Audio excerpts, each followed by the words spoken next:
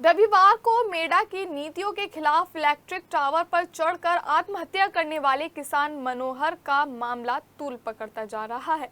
बुधवार सुबह सुबह किसान नेता राकेश टिकैत कमिश्नरी पहुंचे और उसके बाद मेडा को घेरने की तैयारियों के बारे में बात की। किसान मनोहर ने मेडा के अधिकारियों के ऊपर उत्पीड़न का आरोप लगाते हुए टावर पर चढ़ गए थे और बताया था कि उनको हाई कोर्ट का स्टे मिला हुआ है। उसके बावजूद मेडा के कुछ अधिकारी और कर्मचारी लगातार फरमाइश करने के नाम पर एक डॉक्टर और एक होर्डिंग व्यापारी की शाह पर पहुंचकर मानसिक उत्पीड़न कर रहे हैं। टावर से उतरते वक्त वह ऊपर से ही गिर गए थे। उसके बाद उनकी मेडिकल अस्पताल में इलाज के दौरान मौत हो गई थी।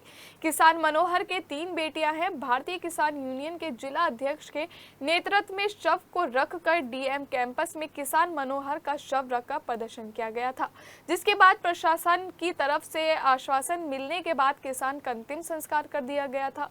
आज राकेश टिकैत के कमिश्नरी पहुंचने के बाद इसमें फिर से नया मोड़ आ गया है।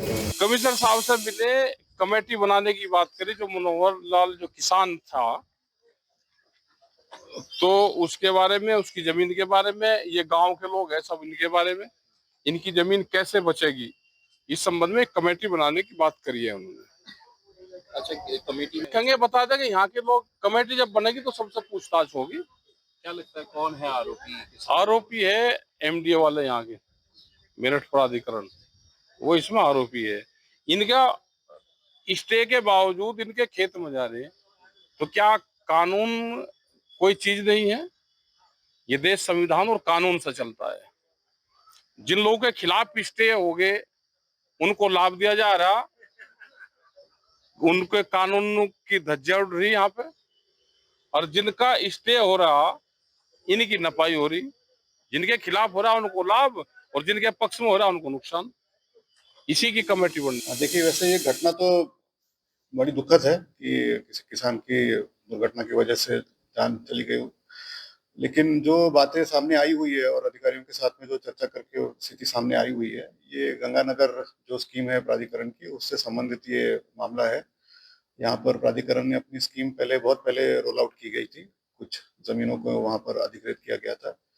कुछ वहाँ पर ऐसी जमीनें थी जहाँ पर किसानों के साथ में समन्वय न होने के कारण प्राधिकरण को कब्जा नहीं प्राप्त हुआ था और उसके ऊपर संभवतः कोई हाईकोर्ट के ऑर्डर्स भी है कि इसमें इनको बेदखल या फिर हस्तक्षेप ना किया जाए करके। जो स्थिति सामने आई हुई है कि जो शेष जमीन है जिसके ऊपर प्राधिकरण का कब्जा है, उसको लेकर प्राधिकरण अपना जमीन को चिन्हित करने के लिए या फिर जमीन को आइडेंटिफाई करने के लिए वहां पर उनकी टीम गई थी।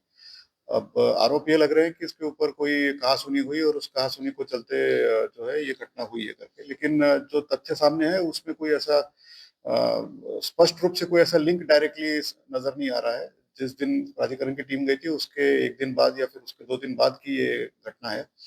और जो उसके बाद में वो जो किसान थे उनकी उनके साथ में कोई दुर्घटना हुई और बाद में वो अस्पताल में एडमिट हुए और उसके बाद में अस्पताल में उनका जो है देहांत हुआ है। परंतु फिर भी मतलब जो है ना इसमें जो घटना हुई है और जो बाकी जनप्रतिनिधि और जो किसानों की तरफ से जो मांगी हुई है उसको देखते हुए एक वरिष्ठ स्तर से हम लोग इसकी जांच करवाएंगे। एडिशनल कमिश्नर अधिकारी जो है हमारे सीनियर अधिकारी है, वो उनके माध्यम से इसकी जांच करवाएंगे और उसमें जो भी तथ्य आएंगे सामने उसके आधार पर हम लोग आगे की कार्रवाई करेंगे।